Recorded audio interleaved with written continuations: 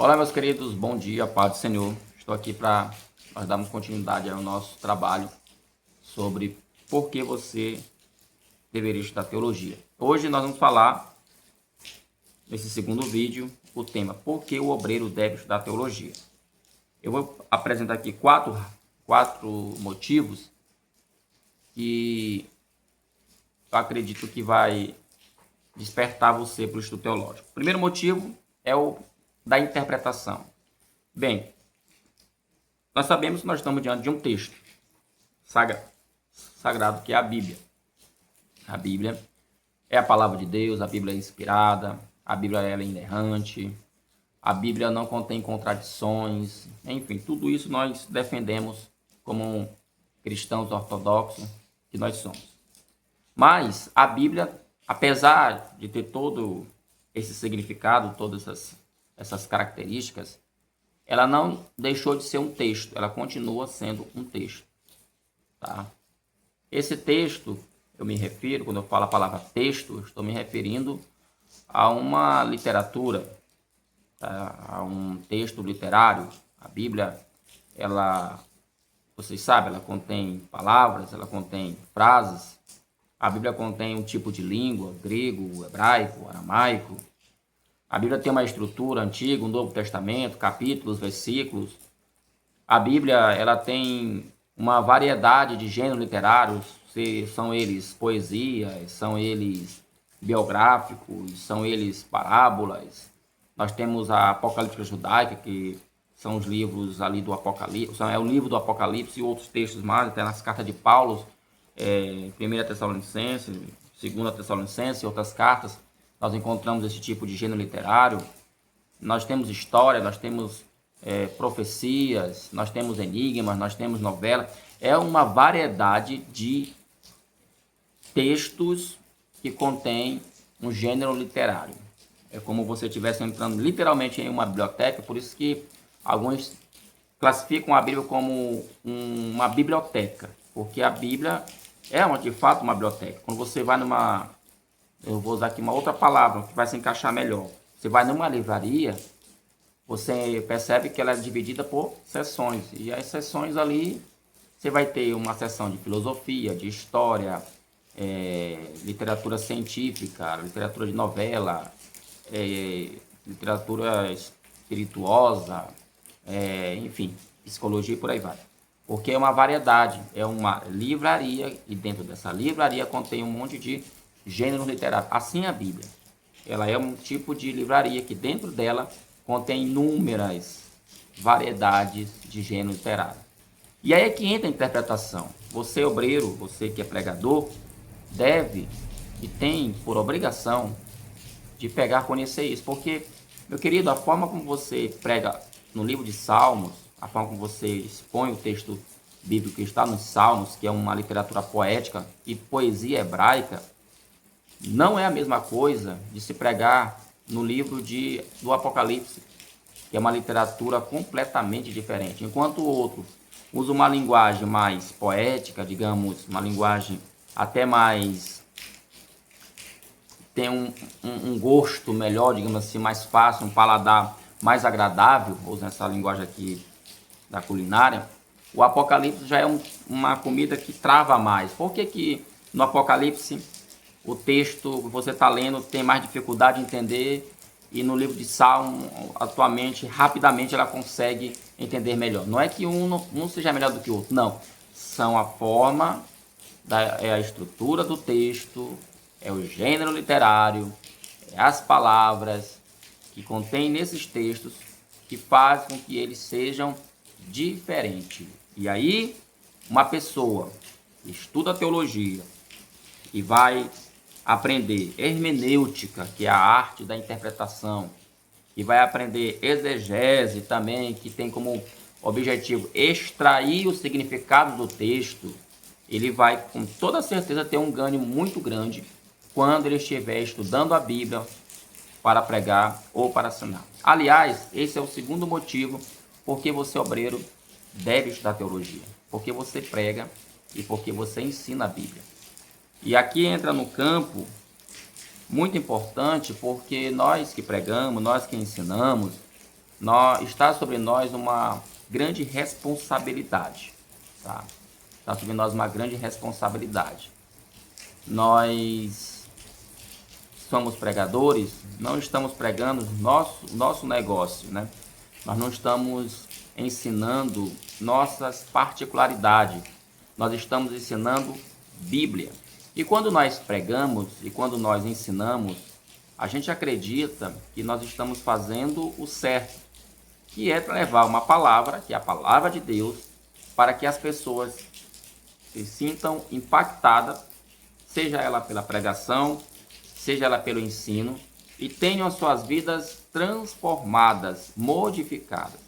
Então, para que isso aconteça, a pregação, ela tem que ser uma pregação boa, ela tem que ser uma pregação séria, uma pregação que não contenha heresias, ensinamentos que não contenha heresias, falsos ensinos. Caso ao contrário, é como se você estivesse dando uma água envenenada para a sua igreja, para o seu público. Quem prega errado a Bíblia, ele não está alimentando espiritualmente a sua igreja. Pelo contrário, ele está matando, ele está envenenando. Você pode ver isso na prática, como é o comportamento de muitas pessoas que tiveram contato com pregadores. Preste atenção no que eu vou dizer, isso aqui é muito sério. Dentro das igrejas tem muitas pessoas que tiveram contato com pregadores que não tinham o mínimo conhecimento de teologia, tá bom? E aí começaram a pregar do jeito que eles achavam que era, e hoje causaram um problema muito grande dentro das igrejas. É uma geração de crentes fracos, mimados, qualquer coisa ele se escandaliza, que não tem perseverança na oração, que não tem perseverança na leitura bíblica, que não tem perseverança no congregar, enfim, ele não tem nada, porque a forma como ele foi ensinado foi completamente equivocada. Então, por isso que eu falo que o segundo motivo pelo qual você deveria estar em teologia, você que é obreiro, porque você prega e você ensina. O terceiro são os vários exemplos que você vai ter na Bíblia. Você tem Moisés. Moisés foi um teólogo. Como assim, Silvio? Lá ninguém disse que ele foi teólogo. Gente, não é porque a palavra teologia não está lá, que Moisés foi um teólogo, ele não foi um teólogo. Quando Moisés ele escreveu o Pentateuco, e esse Pentateuco ele escreve explicando, por exemplo, lá no livro de Gênesis, ele fala sobre a doutrina da criação, os primeiros capítulos. Então ele está descrevendo uma teologia. Qual é essa teologia? A teologia da criação.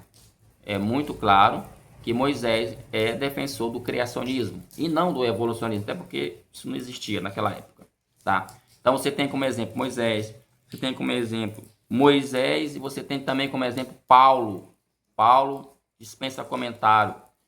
Além de ter sido um grande missionário, um grande plantador de igrejas, foi também um grande teólogo. A gente vê que os 27 livros do Novo Testamento, 13 foram escritos por ele. Dentre eles, um que se destaca de forma bastante teológica é o livro de Romanos. Só uma pessoa realmente com uma capacidade como Paulo poderia ter escrito um livro com tanto significado, né? Um livro tão profundo como é o livro de Romanos. O livro de Romanos ele tem, ao longo da história, impactado vidas. Martim Lutero foi impactado, Karl Barth foi impactado, e outros mais que têm lido o livro de Romanos têm se sentido impactado, porque é um livro que realmente tem uma teologia muito bem organizada, muito bem trabalhada, que quando a gente estuda, a gente se aprofunda, a gente descobre verdadeiros tesouros ali. E o próprio Jesus também, a gente sabe que ele era chamado de mestre, de rabi pelas pessoas, né? Porque ele fazia muita teologia também. E para encerrar, meus irmãos, eu quero dizer por que você deveria estudar teologia, você que é obreiro, por causa da defesa da fé, tá? Hoje em dia, nós estamos enfrentando, na verdade, a igreja sempre enfrentou ataques pesados contra a fé cristã. No passado, a gente lidou com seitas, mais, digamos assim, institucionais. Vou colocar essa palavra porque eu não quero citar nomes aqui. Mas só para ter uma ideia do que eu quero dizer. Por exemplo, seitas que negam a pessoa de Cristo como Deus, seitas que negam o Espírito Santo como Deus, seitas que negam a Bíblia como livro sagrado, seitas que acrescentam na Bíblia textos, seitas que usam livros paralelos à Bíblia.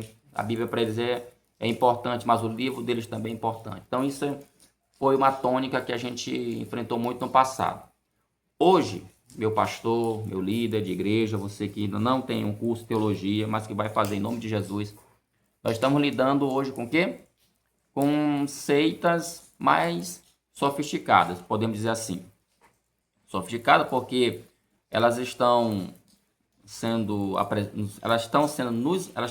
apresentando a nós, elas estão sendo nos apresentadas não mais tanto no meio religioso. Você tem, por exemplo, as seitas, as heresias, vou trocar a palavra, heresia. Os ensinos errados que ocorrem, por exemplo, dentro da política. Política de esquerda, política de direita, e aí tem as ideologias políticas, que não precisa aqui ficar falando, estrinchando, que tu sabe o que eu estou falando, o que eu estou dizendo. Tá? Não é mais só uma questão, a política, pelo menos no Brasil, em outros lugares também, mas pelo menos no Brasil não virou mais só uma questão de administração pública, gerenciar as estatais, de gerenciar o dinheiro do povo. Não, virou uma questão também de ideologia. A gente percebe que hoje os governos estão muito preocupados em cativar pessoas de todos os lados, para que eles possam se manter no poder. E aí você não tem um conhecimento teológico. Sim, mas em que é que a teologia vai me ajudar? Ela vai te ajudar porque você passa a ter uma estrutura, digamos assim, não só teológica, mas até mesmo filosófica, porque dentro da teologia também a gente percebe que existe uma relação entre teologia e filosofia, e isso, de uma certa forma, abre a tua mente, abre o teu senso crítico. Isso faz com que você, além de estar preparado pela Bíblia, você passa a agariar novos conhecimentos que vão lhe ajudar a defender a fé cristã. Né? E um líder que ele não tem, como é que eu poderia dizer, uma estrutura teológica, é muito difícil ele conseguir ajudar o corpo de Cristo nesse sentido, no sentido da apologia cristã. Então esses são os motivos que eu queria apresentar para você. Espero que isso toque no teu coração, toque na tua mente. E no próximo estaremos de volta aqui apresentando aí algumas... O que é teologia? Como é que é? Na verdade, eu já falei isso, o que é teologia. Como é que a teologia ela se estrutura? Tá? A gente vai falar sobre a questão da estrutura teológica para que você possa entender exatamente como é que funciona um curso de teologia. Tá bom? Fiquem todos na paz do Senhor. Uma boa segunda-feira e até a próxima, se assim Deus quiser. Em nome de Jesus. Amém.